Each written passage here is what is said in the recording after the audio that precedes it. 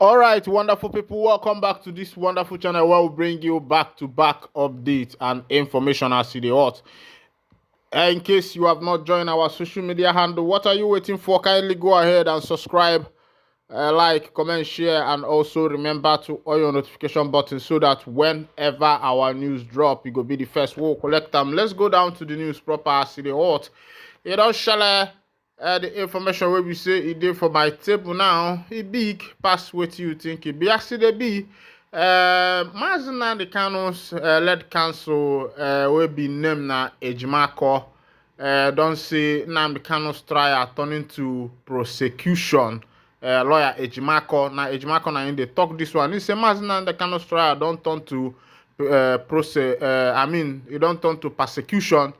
Say that one, it be like say the government and other tribe want to use them to persecute in the Igbo or something like that. Meanwhile, make we go down to the full detail of the information as it be. Make you hear the full yarn as it go. You know the time man make it tell man. Hello, Ejimako, the lead counsel to Nnamdi Kanu, leader of the indigenous people of Biafra IPOB, on Friday, said the trial of the Biafra agitator is turning from prosecution to persecution. Ejimako made the claim while narrating Kanu's travails since his first arrest in 2015. Addressing a press conference in Abuja, Ejimako stressed that Kanu was arrested and detained for nothing. He said the IPOB leader should not have been arrested and detained, adding that he never deserved the travails he is going through. Ejimako said the public should be aware of how this case is turning from prosecution to persecution. After he was brought into the country from Kenya, the federal government, instead of pivoting on the charges for which Kanu was unlawfully and forcefully brought into the country, abandoned those charges, but for one that bordered on false declaration of imported radio equipment. That's a very unserious charge. The more serious ones, bordering on treasonable offenses, were completely abandoned for new 15 charges bordering on terrorism. For 7 years, 2015 to 2022, when these charges were finally amended to 15, which I call pre-rendition charges, were completely abandoned. Nnamdi Kanu suffered at the hands of the criminal justice system in Nigeria for 7 years for charges that were abandoned. So, for the 18 months he was detained and subsequent arrest in 2015, he was detained for nothing. He didn't deserve the detention. He also didn't deserve any tribulations and travails he had to go through, including the python dance that almost claimed his life, his parents and lots of innocent people, his exile abroad and rendition. So why was he rendition for charges that were later abandoned? That's a question that the answer will come one day.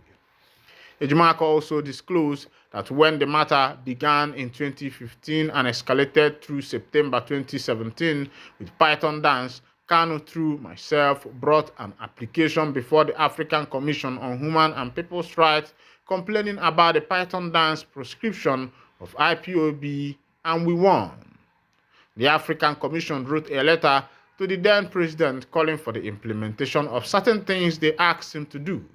He added, in a swift decision concerning the extraordinary rendition, the United Nations, through its special rapporteurs, on 26 August 2021, transmitted a communication/decision number UA-NGA 5/2021 to the government of Nigeria, conveying its official position that the manner of bringing Nnamdi Kanu from Kenya to Nigeria was illegal and a grave violation of international human rights laws. The United Nations stated further as follows: in this connection, we would like to bring to the attention of Your Excellency government information we have received concerning allegation of enforced disappearance, arbitrary detention, torture, and ill treatment of Mr. Kanu by Kenyan security officials, as well as his illegal rendition to Nigeria. to face trial for terrorism-related charges which are believed to be linked to his leadership of the indigenous people of Biafra in acronym IPOB group. Since his rendition to Nigeria, Mr. Kanu has been allegedly detained by the Department of State Services and denied family visits, confidential access to a lawyer, and necessary medical treatment for his underlying health condition.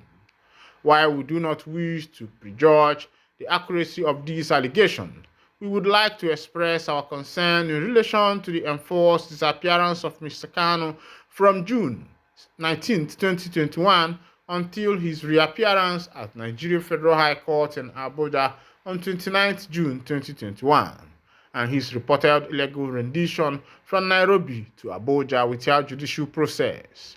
We are further alarmed by the alleged torture and ill treatment Mr. Kanu has been subjected to during his detention by the DSS in Nigeria, if confirmed. The allegations in the case of Mr. Kanu raise serious violations of international human rights laws and may cause irreparable damages to his life or personal integrity, which we believe warrants prompt attention. In this regard, we are considering to publicly express our concerns in this case in near future, believing that the wider public should be informed about the implications of these allegations for the enjoyment and exercise of human rights in Kenya and Nigeria. Any public expression of concern in this regard, we indicate that we have been in contact with Your Excellency government to clarify the issue in question. My people, una don't see as it happen. This one at the matter where we say a consign Mazen Nnamdi Kanu, and nine lawyer where we say that they call Aloy Ejimako, nine they give this report based on the matters where we say consign that case. The man don't talk plenty things, but the all that English where they hear why they read out to you. Make I just bring an in conclusion in a way where we say waiting that they call layman in a layman language, in a layman understanding, go fit understand them as they be. As they be, for that matter, where we say they go now, we say, Mazen and the kind of lawyer they talk say, since where we say the Nigerian government detain Mazen and the kind of say the detention where we say they give them, if they not supposed to detain them. Say if they supposed to detain them, why we say the court goes struck out all those charges, 15 counts where we say they against them, can't they charge them only for treasonable felony. Remember say for 2015 where we say the first catcher, now these charges now they put upon his head and now they can't struck out. Mazen Nnamdi Kanu's lawyer come to talk say e not supposed to be so. Say for this Mazen Nnamdi Kanu case, in done they come out from prosecution to persecution. Oh, it means say the lawyer so and the government where we say that they manage this matter, they say they know they do and with justice and equity. Say he gets some back corner talks, back corner things where we say they go on for that particular case where we say a concern, where we say a concern Mazen Nnamdi Kanu. As it be, they say that trial, you know, supposed to be like that. In the talk say, even the matter self where we say happen for Kenya, say make the Kenyan government remember, say if they say that they promote democracy and justice, say may they remember what happened for their country, for Kenya, for 2022 June, where we say Mazen Nnamdi Kanu enter their country as they be from there in disappear. From that 2022 June, they no find them until June 29. At the time where they come find and they say waiting can happen for that time. Why was it that there was no legal processes before he was repatriated to Nigeria or before he was extraordinary rendition from Kenya to Nigeria? Meanwhile, he was not going to Kenya, and the return was without passport, with a British passport. There was no proper stamping. There was no proper stamping in and proper stamping out, and any transit journey to Nigeria, he just saw himself in Nigeria. And these people are saying that they are promoting equal right and justice. They are promoting democracy. Democracy should be where everybody can speak their mind. Onye kwu asị kpụta ya ka egbue. Onye kwu asị ngwakpụrụ na ya ka egbue karịa m mewu na kpayam because him don't talk true. Now the country where we say we find ourselves for Africa. The lawyers themselves where we say that they go for the court, they even fear for their life because everything where the judge they declare now based on the federal government interest. Why the people will be say now then set this constitution, now then still they spoil the constitution. People where they set constitution, now then they spoil the constitution. I don't know say whether you understand what they try pass to you now. Now those people where set the constitution, especially for this African country where we they. Now for only for this African country, senator go they pass, in go carry what do they call them? In go carry like 500 personnel will go follow am. Convoy. In go they ride for one way. Nobody go disturb am. In go put alarm. Go they go where one go. You know they happen for other country except today for emergency. Everybody they drive their one car except that the president and they come, even though they recognize your position, but everybody they feel say everybody now the people say will be saying that they make the law. Now they supposed to they obey the law well. But see they be be like that for this country where we see ourselves. They say the men of the IPOB and the soldiers don't buy themselves with explosive weapon. They say they don't recover Biafra uniform from there and other explosive devices. As they be what don't show between the men of NIG army and the men of the Biafra army them boys. And as they be the information will be say there for my table be say say the men of the NIG them boys don't collect woto. They say they don't collect woto. No be small thing nine then see there. You know, say na some of these woto where we say these people they collect, we say they sometimes they use vexation, go they rent their vestation on innocent citizens where we say they for themselves. My opinion be say if na this army people na then they give, if na the BLA they give it trouble, find them go. If you say na men thing, na man and fellow man na in the fight, and if to say na fight, you get where they fight. You know be say you go for people, innocent people house, go they disturb them for waiting they no. If you want really fight, you go for the place where we say the fight they occur. You go there, do your fight. Make everybody know say na fight, now you can't do. You use intelligence. If you get intelligence, fight the men people where we say, now then they fight. You know we say BLA go they fight you. You go they vent your anger on innocent citizens where we say they do for themselves. Another information again, they say on other side, this one the NIG army and the IPOB fighters. They say soldiers don't buy some IPOB fighters recover Biafra uniform and explosive. As they be personnel of the Nigerian army have buyed an indigenous people of Biafra's fighter during a fierce gun battle in Osu local government area of Imo State. The troops, after overpowering the fighters, conducted a clearance operation on their hideouts, according to a statement on Sunday by the Director of Army Public Relations, Major General Onyema. The troops recovered 3 improvised explosive devices and other arms and ammunition. The statement reads, the Nigerian Army troops have successfully cleared IPOB ESN hideouts at Itukwa community in Osu local government area of Imo State, neutralizing one IPOB ESN terrorists after an intense firefight on Sunday, March 2nd, 2024. On overpowering the fighters, the gallant troops searched their hideouts and at the NIG army them boys. Now then report this one, and this one they come from the Punch news as they be. Right there for Lagos State, they say they don't spend 16 billion just to get clean water for Lagos State, and the people of Lagos State are still running into shorter wattage. I say, wow, una don't spend 16 billion and still yet water no still dey good for that Lagos State. I say all this 16 billion, wetin they take and do. Sometimes me myself, they feel say the governments of the day, they take the people where they lead for granted. But we know say very soon everybody go dey everybody go there enlightened. And now why the government of the day don't want to fix the educational system of the country, whereby there will be education with practical, and people will be able to find a way to do their things, and that's where they want to be chopping the money.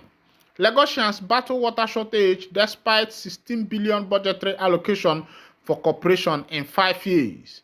Water, just like food, is a basic need in the day-to-day activities of humans. In Lagos, Nigeria, most populous city, the residents, however, grapple for survival of water despite the existence of the Lagos Water Corporation, while some spend huge capital to drill boreholes, others capitalize on buying water for daily use. Damilola Olufemi, now they report this one. In this report, documents their experience and how Lagos allocated 16 billion into the corporation between 2019 to 2023, yet Lagosians find it difficult to get potable water. In late March, Collins was met in the Ikoyi Axis of Lagos State, where he was relaxing after having his breakfast in a restaurant supply called Mama Put. Collins, a resident of Jakande in the Lekki area of the state, while sharing his experience and inability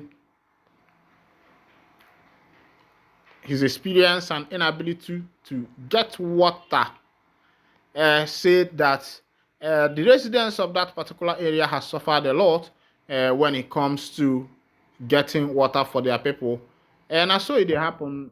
But the question be say, no be say government don't put 16 million. That 16 billion where government don't put, the question be say, what is the outcome? What is the investment?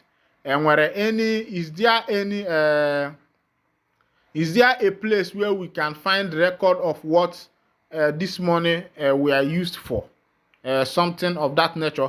Meanwhile, but now here I go to wind down the curtain, and if this is your first time of actually joining us on this wonderful channel, kindly go ahead and subscribe, like, comment, share, and also remember to on your notification button. But before I go wind down the curtain, remember today now the 8th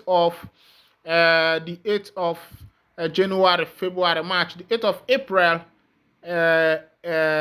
in the year 2024, and the forecaster scientists are forecast that today will be eclipse of the solar, and everybody is out right there.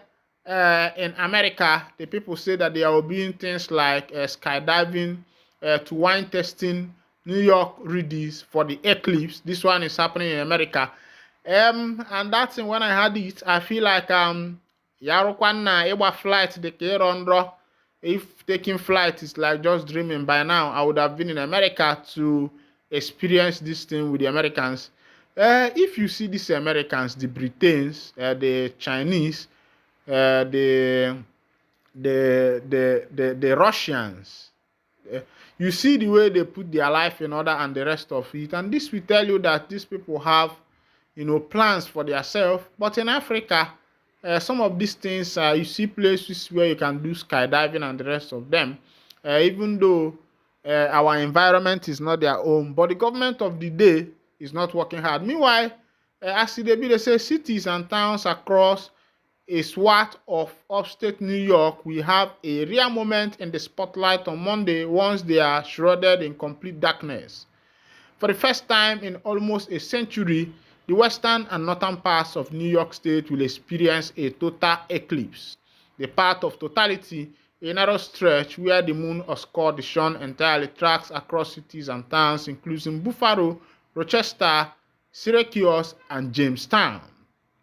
Though the entire event will last for several hours, the main spectacle, when day turns to night, is expected to last only about 4 minutes, and yet the build-up has been years in the making. This is like our Super Bowl or Taylor Swift concert, said Patrick Keller, Chief Executive Officer of tourism agency Visit Buffalo, Nigeria. The first tour group booked an excursion to the area of the event on the heels of a partial solar eclipse in 2017, he said.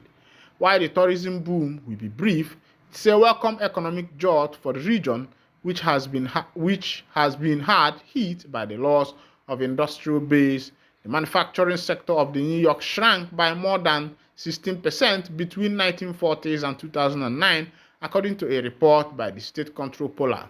Buffalo will be one of the biggest beneficiaries. This one they happen in America. Say if they talk this saying, and they who are not onye okwu enwere okwu onye ngele enwere ngele. Meanwhile, my people na here go to wind down the curtain again. Ngwanu ka emesianu ụmụnne.